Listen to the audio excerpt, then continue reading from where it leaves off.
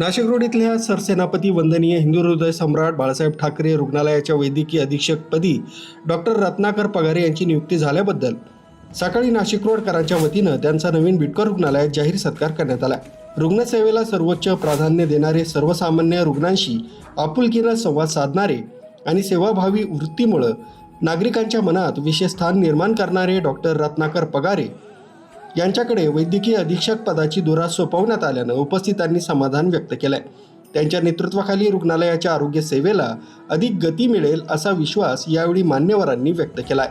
या सत्कार समारंभास प्रमुख अतिथी म्हणून नाशिक महानगरपालिका नाशिक रोड विभागाचे प्रभाग सभापती तथा ज्येष्ठ नगरसेवक रमेश धोंगडे, नगरसेविका वैशाली दानी, पत्रकार रवींद्र जाधव, ज्येष्ठ नेते दिलीप अहिरे, RPI शहराध्यक्ष समीर शेख, नितीन खर्जूल, रवी गांगुर्डे, राजू निकम, प्रमोद दानी, राजू निर्भवने, बाळा कदम, किरण हिरे, राहुल जाधव, दीपक जाधव, नितीन गायकवाड, सम्राट फुले, सुनंदा गांगुर्डे यांच्यासह विविध पक्षांचे पदाधिकारी, सामाजिक कार्यकर्ते आणि नाशिक रोड परिसरातील नागरिक मोठ्या संख्येने उपस्थित होते।